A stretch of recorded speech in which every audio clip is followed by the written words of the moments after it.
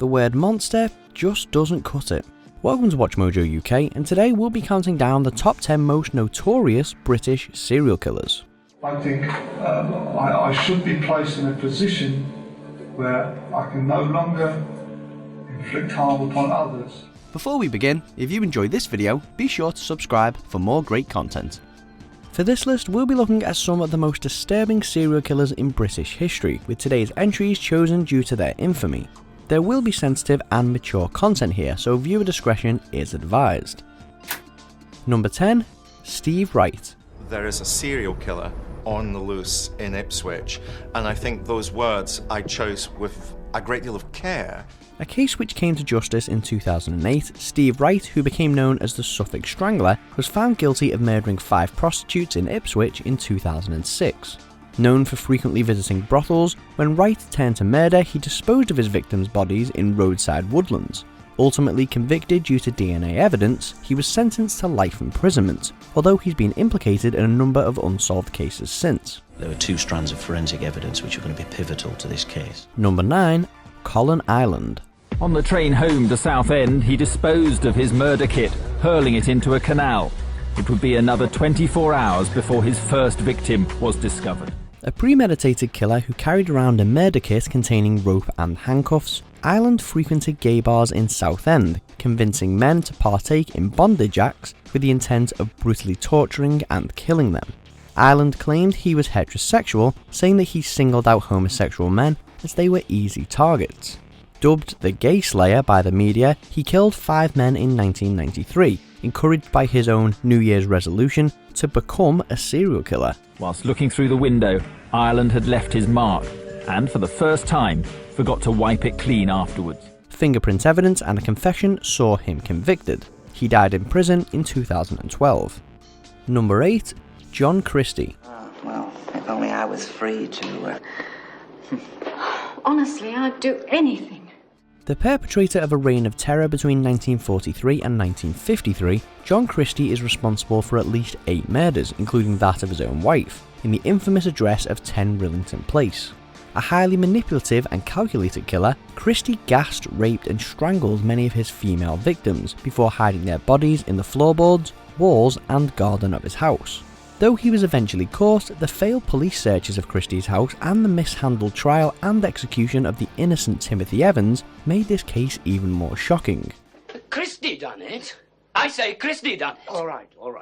Number 7. Peter Sutcliffe.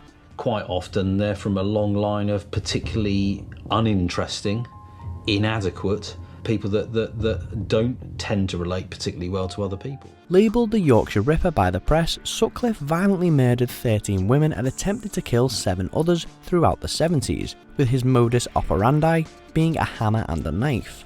Most of his victims were prostitutes, although the murder of 16-year-old Jane MacDonald, who wasn't a prostitute, proved that Sutcliffe's spree wasn't limited to a single group. Eventually convicted in 1981 after spades of evidence was uncovered, Sutcliffe said that the voice of God told him to commit the murders. He was a really nice guy. He was, being so much older than me, he was more like a father figure. Number 6. Jack the Ripper. Dear boss, I keep on hearing the police have caught me, but they won't fix me just yet. A name first used in a letter sent by the supposed killer, Jack the Ripper terrorised the streets of Whitechapel in the late 19th century. Targeting poverty-stricken women, usually prostitutes, and slitting their throats before mutilating them, the Ripper has been linked to numerous killings. However, the canonical 5, as they become known, are without doubt the most horrific, including the murders of Mary Ann Nichols and Mary Jane Kelly. Despite a case file filled with stomach-turning details, the Ripper is still unidentified to this day, although there is a long list of potential suspects. It's a case which has fascinated the world, and yet the identity of the murderer remains a mystery. Number 5. Amelia Dyer. And at her worst, we know that there were 6 babies a day, various other points, 6 babies a week. A woman who exploited baby farming, the act of adopting unwanted children in exchange for money, Amelia Dyer is said to have killed around 400 infants over a 20-year period in the late 1800s. Although arrested and committed to insane asylums several times, Dyer routinely returned to her abhorrent acts, allowing those in her care to die from neglect or strangling them. One of her methods of disposing corpses was by dumping them in the River Thames, which eventually led to her being caught and hanged in 1896. The body of a baby that she'd adopted and murdered was found in a package dumped in the river and was traced back to her address. Number 4. Ian Brady and Myra Hindley. These disappearances, they really are close together.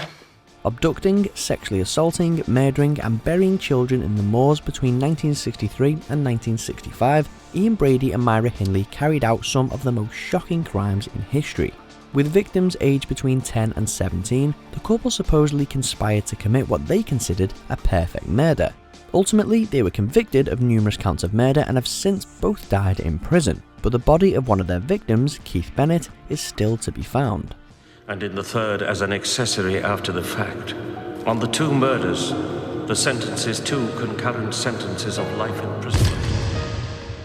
Number 3. Dennis Nilsen. I don't always feel lucky that he kept me alive because I have the memory of this to live with me for the rest of my life. A serial killer and necrophiliac who has been described as the British Jeffrey Dahmer due to his ritualistic methodology, Nilsen is said to have killed at least 12 men over the course of 5 years. Luring victims back to his home, he would strangle or drown them before bathing and clothing the bodies. Several weeks later, he'd have intercourse with the bodies, dismember and disembowel them.